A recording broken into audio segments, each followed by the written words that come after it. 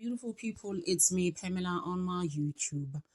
Cho, no, what's the T? Siyahlaziya. Let's just unpack on this case. I actually did one video, which is the same as this one on News Galore in December.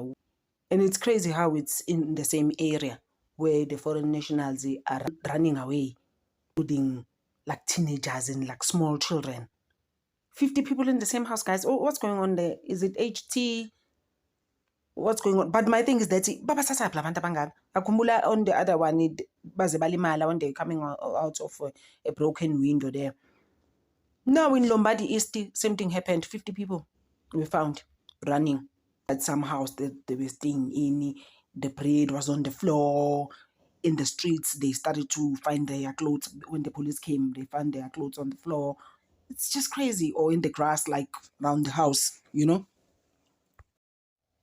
And the neighbors heard loud screams. And when they were coming out, they found people running. They're just like, hey, what's going on? Like, it's very surprising that you're staying next to people about 50 in a house. You're just like, how did this happen?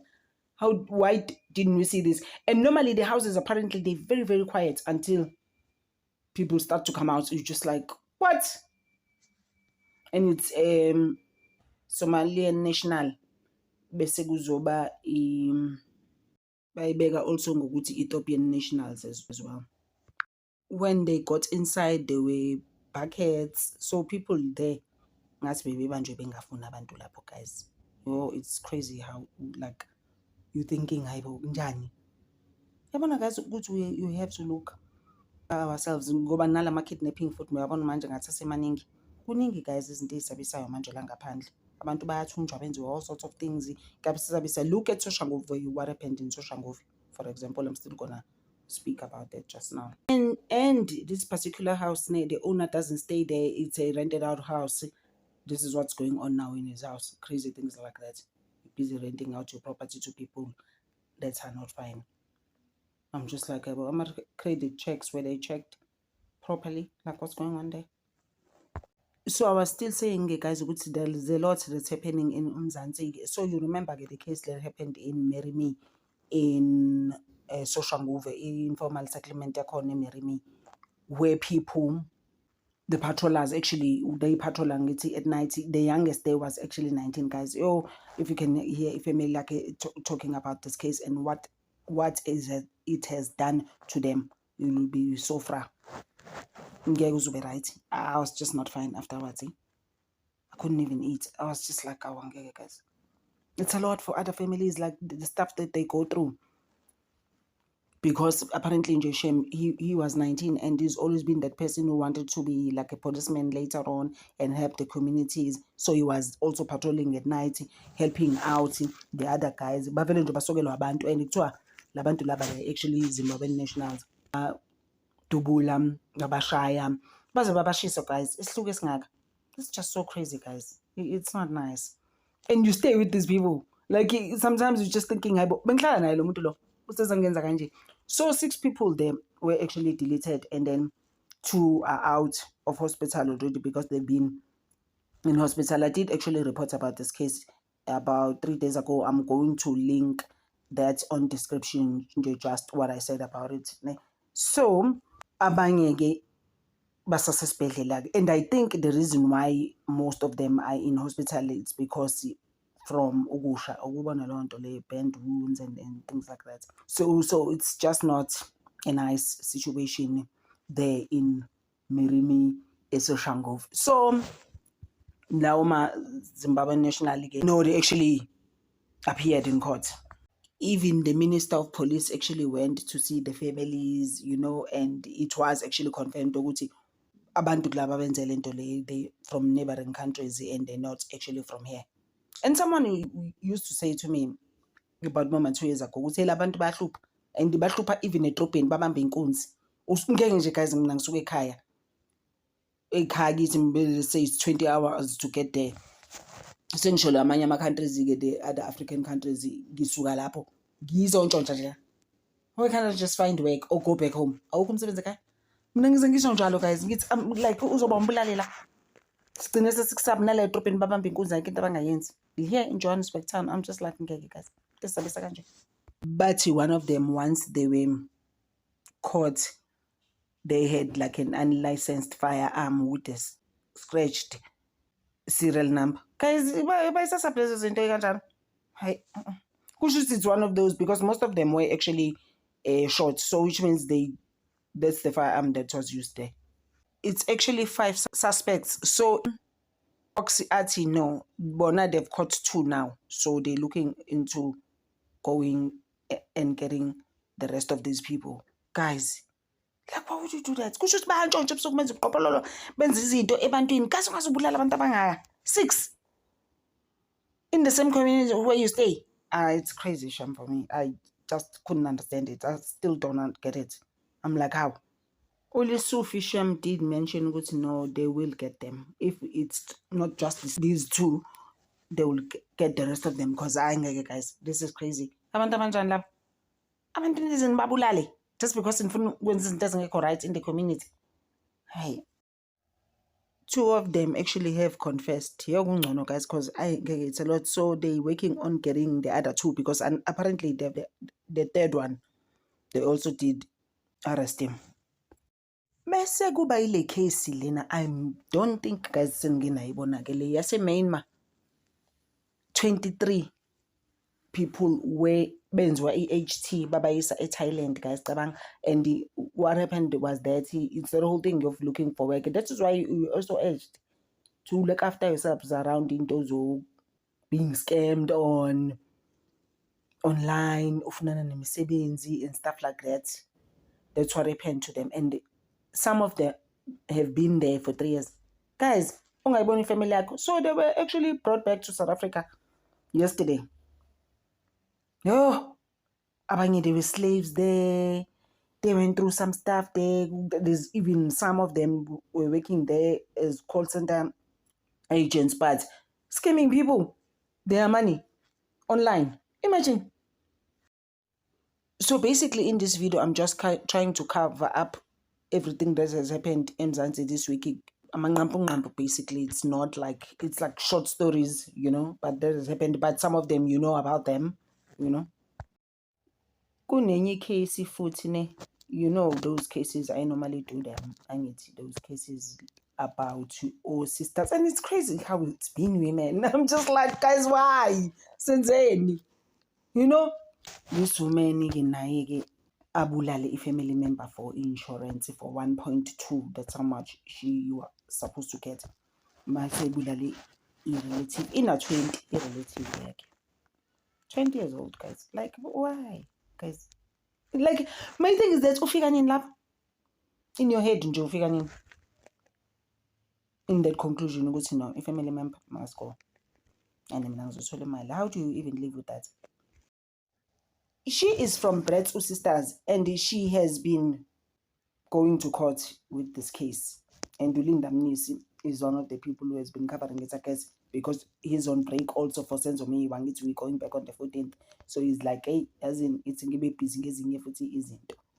And apparently this case is actually done by Umshololo. I was like, what?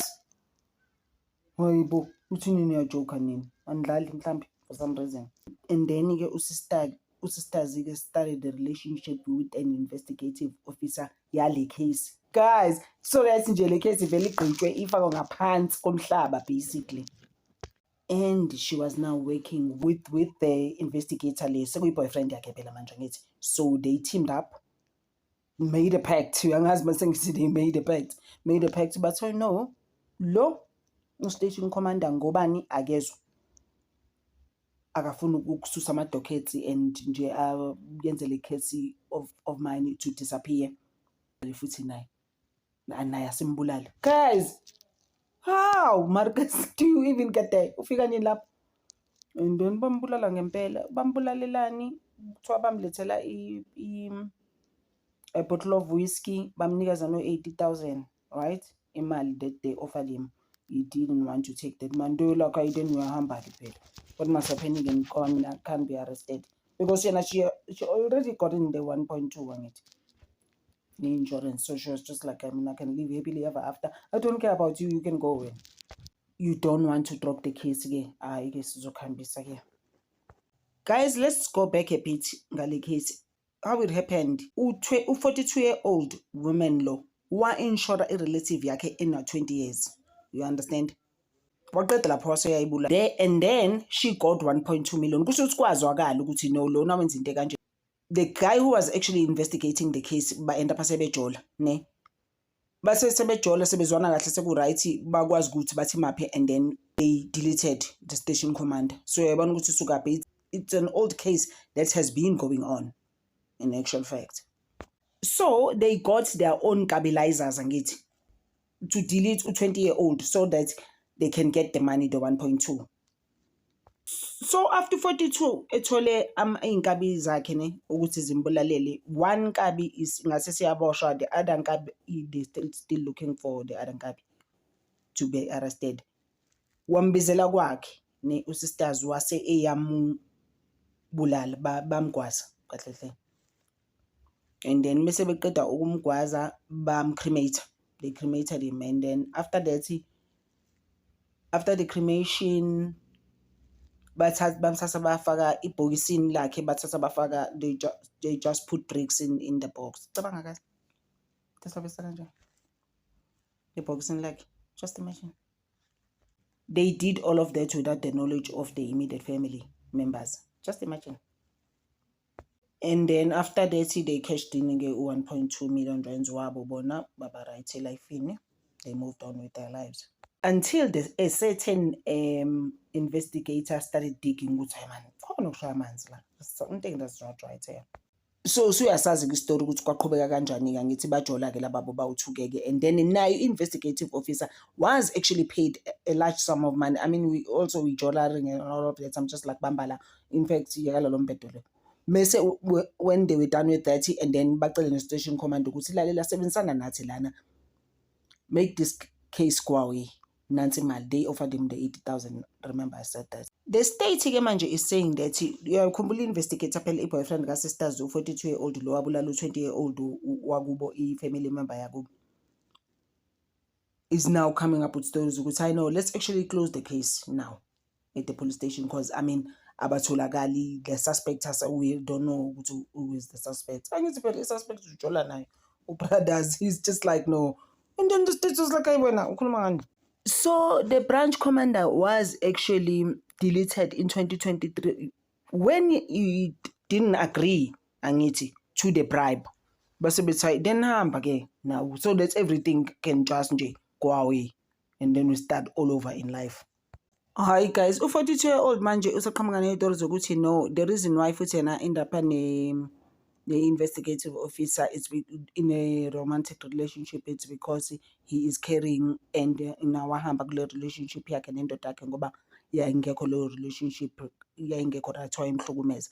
So he moved in no and wamnikeza imali. So the person now that has turned the state witness in this case is one of the stabilizers, sort of, who was also paid about 30,000. So but the state had to come into an agreement with this one, but nansi plea deal, tasa le plea deal, and chances are angeke usaboshwa kakhulu nawe khuluma, mhlambe you won't spend that much time in jail, just tell us what happened. So say state witness sisters lo, oh, it's a lady now. I'm just like, really guys? Useyasho ukuthi okay, no, mina ke ngathola 30,000 again on that whole situation. This is what happened. And the u-42-year-old, the main character la in this movie, useyaphika ke manje ukuthi i-boyfriend yakhe lena wayinikeza imali, some bribe to halt the case. I-case vele iphelele emoyeni, uthi she never did that. But nasi state witness umngane wakhe lo ababesebenzisana naye in the state witness ukuthi mina wanginika ke futhi mina 30,000. Uphika konke u-42-year-old. After imali iphumile, old usually 1.2 wa distributor usisters izimali. So the case will continue actually on the 23rd of June when Umshololo will be the next one to cross-examine this witness on the stand. Yeah, Umshololo, guys, like I said, she's in this case for accused number 2, who orchestrated this whole thing of deleting the 20-year-old and deleting the station commander. You heard the story, guys. Just Give me your thoughts on the story. It's so crazy how this thing, Yama insurance deletion, is rife. We just like, what is going on, guys? Like, what happened to our society? Like, what's going on? So although this one was longer, guys, I appreciate you so much. Over. Thank you.